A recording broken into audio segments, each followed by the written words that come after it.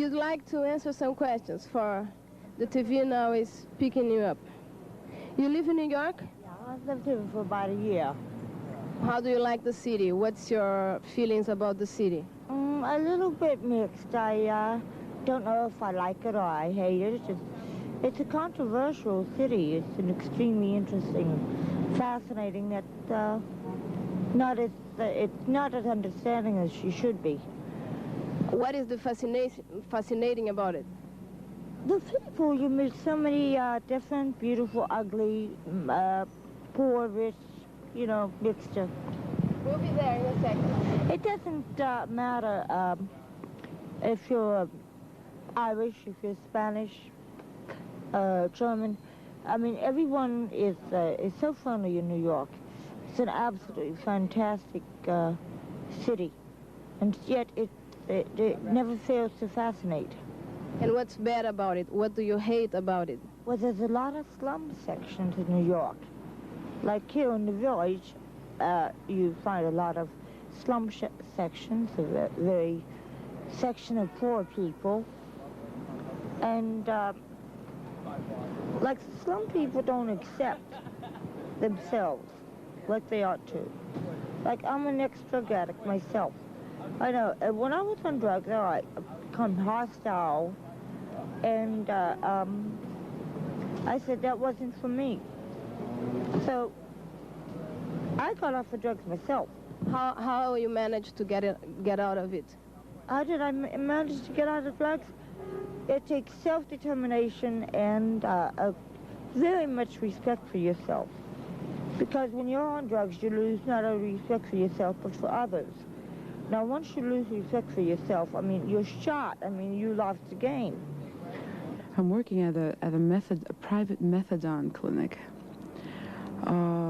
What is it to work in a place like this? I don't think I can describe it in only one word. And use more than one.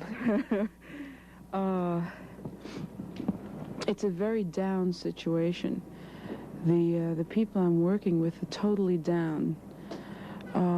The very few of the patients that attend are addicted to just one thing. There are multiple addictions. So you can see methadone mixed with Valiums and Elavils and alcohol and, what's heroin, Heroin is still very much alive. And cocaine. It's just a multiple addictions. Can you describe your functions? What do you have to do? You arrive there at what time, and what do you have to do? Well, I sometimes open up the clinic, so many times I'm the first one to arrive. I have to set up. I'm responsible for medication. I have to record and count every bit of medication that I give out, because I'm responsible for it. I've been doing more counseling than I did before, more talking with the patients, but most of it is listening, because many of these people don't have anybody to talk to. And you're there, and they come, and you're standing behind a window. You feel almost like a bank teller, but it's a totally bizarre, feeling. Economical problems, galore. It's catastrophic amount of problems. Like right now I'm panhandling. I hate to admit it. You are what? Panhandling. I mean, asking for quarters off the streets. How do they start generally taking drugs? I think in high school. Most of them can trace it back that far. They get into particular friendships, and they go around in groups, and they have a need for something more than what they have. They come from different economic backgrounds. There's I can't say that it's because they come from a rich home or they come from a very poor home, because we have patients that come from both areas, and obviously they had a need to use a drug, to become dependent, to stop themselves from, I think, from developing anymore, because I think most of the effect of the drugs that they use, I think, is that they just stop growing.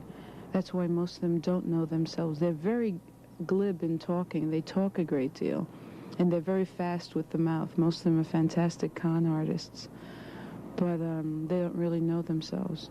You are on welfare? No, city of New York just won't pay no mind to me. They just don't worry about me. I mean, sometimes I load trucks, and sometimes I panhandle. Yeah, I load trucks, top my finger on the box. Some character threw a box at me, and both me and the box landed on the ground. Why don't you get yourself on welfare? I'm afraid my pride steps in the way all the time. I'm afraid my pride steps in the way all the time. Well, it may sound like I'm contradicting myself a great deal by being on drugs. I mean, being on drugs is nothing to be proud of. It's degrading. It makes you feel stupid to other people. Because John is a friend of mine. He's a queen. He takes off on acid. And how in the hell he comes back down without coming down on his head? It's a wonder to me. I think there'll always be people in the world that will have a need to do something self-destructive to themselves, and this is just one of the very, very many self-destructive things that people can do to themselves. This is one of the options. I mean, some people, kill themselves outright. Some people choose a very slow torture, a very slow way of ending their life, where they have to suffer a great deal. And I think that's what these people are finding in drugs. They're not happy. I don't know how some of them get through from one day to another, but they do.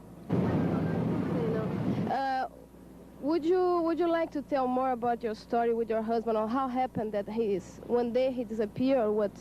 Well, see, we had both taken speed that day. And there's a funny part to it, too. We had both taken speed that night, and about, let's say about 2 o'clock in the morning, we were in Washington Square Park, walking off the exercise. Speed, it revs up the body, the system, and it doesn't help, but it doesn't hurt, And he became very, very paranoid. And can you describe the paranoid? Well, he was scared. He was scared half to death.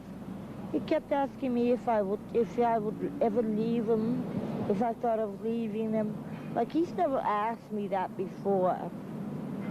And you've been together a long time? Oh yeah. I wish we were together right now. I wish we were together right now. But being a junkie, I mean, he had overdosed, OD. Combination of smack and heroin. He was on heroin, $700 a day habit for $500 a day habit for 7 years. Now that's hard to get off of. Now I was on about a $300 a day habit. How did you manage to get all this money? Well, my father-in-law is a rich millionaire. President of the chemical bank. Let's say this woman is addict to heroin and Valium and other pills. And then she goes for the first time to the clinic. Then the clinic gives her methadone. In what amount? And can you explain a little bit about the process? The amount of methadone issued is usually a low dose. It may be only 20 milligrams. That's a low dose. And it depends on how many bags a day of heroin she used, how heavily into pills he's in now, how often do they use it. And we just have to watch the patient's reactions. There's certain symptoms you look for: the runny eyes, runny nose. Sometimes there's chest congestion. But a heroin addiction, I mean, a person can kick their heroin habit in 2 or 3 days and not have bodily symptoms. I've seen people who have been off methadone for 6 or 8 months and they still get paranoid delusions and hot flashes and sweating, and, methadone is a much more powerful drug than heroin ever was or ever will be. Anything that can stop the symptoms that are produced by heroin has got to be a very strong drug. Did you try the methadone method?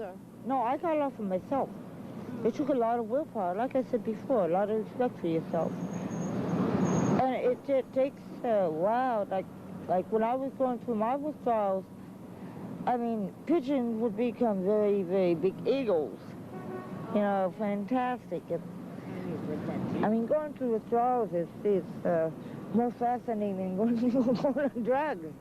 But your husband just took off that day, that night that you were... No. I had turned him, I had talked him into the, and to turn himself in, and he accepted the fact that he was, you know, a sick person. Because junkies are very sick, they're pathetic, you know. He was the one who started on drugs, and he started you also on drugs? Yeah, he started you. And, well, I didn't exactly say no, because, I mean, it's simply fascination of doing something different. And what happened with the person who takes methadone for a long time?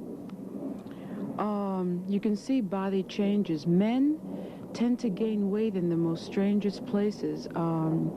Their bodies become rather distorted. Feet and hands are swollen a lot. Their faces are puffy. They just... You look at them and you know something's wrong. You know, that it's just not quite right. Women, their menstrual cycles, like with heroin, are terribly upset. They're terribly irregular. Many of them haven't seen a period in 2 years, you know.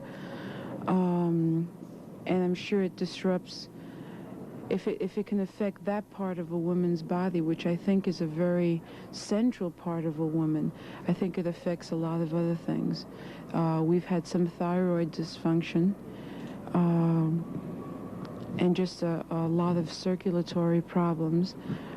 The thing that scares me a lot is this increase of asthma and bronchitis, and especially at this time of year now that we're in winter, a lot of flu, a lot of viruses, which I don't think is related to the fact that they're not eating well. I think it's related a lot to the fact that there's a certain type of fluid imbalance that goes on with methadone, and fluid is just collects in the lungs and causes a lot of congestion. Yeah, I come here to see the hippies. No, it's not so, you know, if there's not, I mean, hippies galore all around the place. They're not fascinating no more. Who is the owner of the methadone? Is it, do you ever think of it as a new business? It's a gigantic business. The Rockefeller Foundation has all his little computers and everything working. The Rockefeller Institute keeps the name of every addict, you know, on file, with a whole portfolio of personal data. It's kept on file, you know, each individual drug addict.